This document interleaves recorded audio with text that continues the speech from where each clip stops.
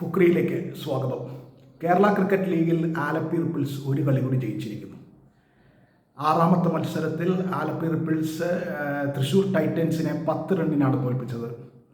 മഴ മൂലം കളി ഇടയ്ക്ക് വെച്ച് നിർത്തേണ്ടി വന്നതുകൊണ്ട് ഡക്വർത്ത് ലൂയിസ് മെത്തേഡ് പ്രകാരമാണ് 10 റണ്ണിൻ്റെ വിജയം ആലപ്പിക്ക് ഉണ്ടായിട്ടുള്ളത്.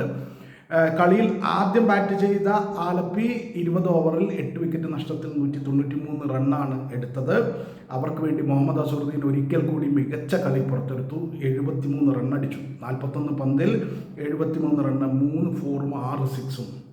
ഒപ്പം തന്നെ സച്ചിൻ ബേബി 28 പന്തിൽ 41 റണ്ണെടുത്തു, 4 4ഉം 3 6ഉം.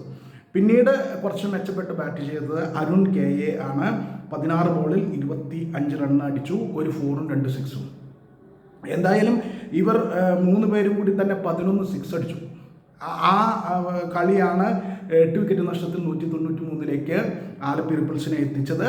മറുപടി ബാറ്റിങ്ങിന് ഇറങ്ങിയ തൃശ്ശൂർ ടൈറ്റൻസ് ഒരു ഘട്ടത്തിലും വിജയിക്കുമെന്ന പ്രതീതി ഉണർത്തിയില്ല. യഥാർത്ഥത്തിൽ അവർ 15 ഓവറിൽ 6 വിക്കറ്റ് നഷ്ടത്തിൽ 137 റണ്ണ് എടുത്ത് നിൽക്കുമ്പോഴാണ് മഴ വന്നത്. അവരെ സംബന്ധിച്ചിടത്തോളം പിന്നെയും 57 റണ്ണ് വേണമായിരുന്നു ജയിക്കാൻ അടുത്ത 5 ഓവറിൽ. അപ്പോൾ ആലപ്പി തന്നെയായിരുന്നു കളിയിൽ മുന്നിൽ. ആ ഘട്ടത്തിലാണ് മഴ വന്നത്. ആ മഴ പ്രകാരം ഡക്വർത്തി ലൂയിസ് മെത്തേഡ് പ്രകാരം ആലപ്പി 10 റണ്ണിന് ജയിക്കുകയും ചെയ്തു.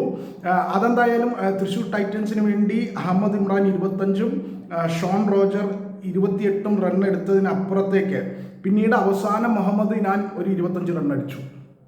ഇത്രേ ഉണ്ടായുള്ളൂ. ഒരു ബാറ്ററും ദീർഘനേരത്തേക്ക് നിൽക്കുകയോ വലിയ സ്കോർ നേടുകയോ ചെയ്തില്ല.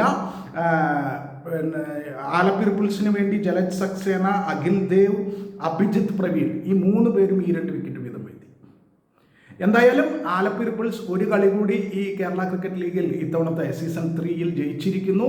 ആലപ്പി റിപ്പിൾസ് തൃശ്ശൂർ ടൈറ്റൻസിനെ ഡക്വർത്ത് ലൂയിസ് മെത്തേഡ് പ്രകാരം 10 റണ്ണിന് തോൽപ്പിച്ചിരിക്കുന്നു.